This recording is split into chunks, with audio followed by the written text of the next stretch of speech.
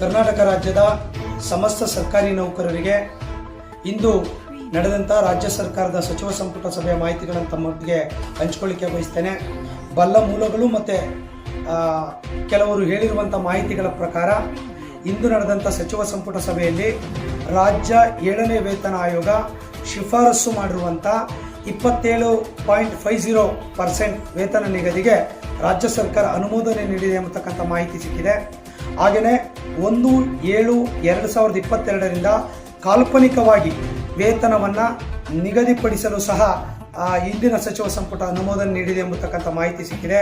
ಹಾಗೂ 1/4/24ರ ಬದಲಾಗಿ ಆರ್ಥಿಕ ಸೌಲಭ್ಯವನ್ನು 1/8/24ರಿಂದ ಜಾರಿಗೆ ಬರುವಂತೆ ಆರ್ಥಿಕ ಸೌಲಭ್ಯವನ್ನು ನೀಡಲು ಸಹ ಇಂದಿನ ಸಚಿವ ಸಂಪುಟ ಅನುಮೋದನೆ ನೀಡುವಂಥ ಮಾಹಿತಿ ಕೂಡ ನಮಗೆ ಸಿಕ್ಕಿರುವಂಥ ವಿಚಾರ.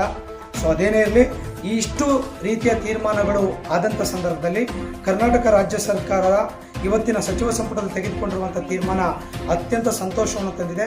7ನೇ ವೇತನ ಆಯೋಗಕ್ಕೆ ಸಂಬಂಧಪಟ್ಟಂತೆ ಇವತ್ತು ತೆಗೆದುಕೊಂಡಿರುವಂಥ ತೀರ್ಮಾನಕ್ಕೆ ಸನ್ಮಾನ್ಯ ಮುಖ್ಯಮಂತ್ರಿಗಳಾಗಿರುವಂಥ ಸಿದ್ದರಾಮಯ್ಯ ಸಾಹೇಬರಿಗೆ, ಉಪಮುಖ್ಯಮಂತ್ರಿಗಳಾಗಿರುವಂಥ ಡಿ.ಕೆ. ಶಿವಕುಮಾರ್ ಸಾಹೇಬರಿಗೆ, ಹಾಗೆಯೇ ಸಚಿವ ಸಂಪುಟದ ಎಲ್ಲ ಸಚಿವರಿಗೆ, ಹಾಗೆಯೇ ಆರ್ಥಿಕ ಇಲಾಖೆಯ ಉನ್ನತ ಮಟ್ಟದ ಅಧಿಕಾರಿಗಳಿಗೆ, ಇದರ ಜೊತೆ ಕರ್ನಾಟಕ ರಾಜ್ಯ ಸರ್ಕಾರಿ ನೌಕರ ಸಂಘ ಸಾಕಷ್ಟು ಪ್ರಯತ್ನವನ್ನು ಎಲ್ಲ ಜಿಲ್ಲಾಧ್ಯಕ್ಷರು, ತಾಲೂಕು ಅಧ್ಯಕ್ಷರು ಮತ್ತು ಸಂಘಟನೆಯ ಎಲ್ಲ ಹಿತೈಷಿಗಳು ಮತ್ತು ವೃಂದ ಸಂಘದವರು ಕೂಡ ಸಾಕಷ್ಟು ಶ್ರಮವನ್ನು ಹಾಕಿರೋದಕ್ಕೆ ಅವರೆಲ್ಲರಿಗೂ ಅಭಿನಂದನೆಗಳನ್ನು ಸಲ್ಲಿಸ್ತೇನೆ. ಇದರ ಜೊತೆ ಇನ್ನೂ ಉಳಿದಂಥ ವಿಚಾರಗಳ ಬಗ್ಗೆ NPS OPS ಆಗುವಂಥ ವಿಚಾರದ ಬಗ್ಗೆ ಇವತ್ತೇನು ಕೂಡ ಚರ್ಚೆಗಳಾಗಿಲ್ಲ.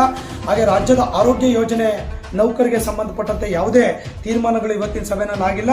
ಈ ಎಲ್ಲ ವಿಷಯಗಳಿಗೆ ಸಂಬಂಧಪಟ್ಟಂತೆ 23ನೇ ತಾರೀಕು ರಾಜ್ಯದ ಸರ್ಕಾರಿ ನೌಕರರ ಎಲ್ಲ ವೃಂದ ಸಂಘಗಳ ಮತ್ತು ರಾಜ್ಯ ಕ್ಯಾಡರ್ ಅಸೋಸಿಯೇಷನ್ ಜೊತೆಗೆ ಎಕ್ಸಿಕ್ಯೂಟಿವ್ ಕಮಿಟಿ ಮೀಟಿಂಗ್ ಕೂಡ ನಾವು ಕರೆದಿದ್ದೇವೆ.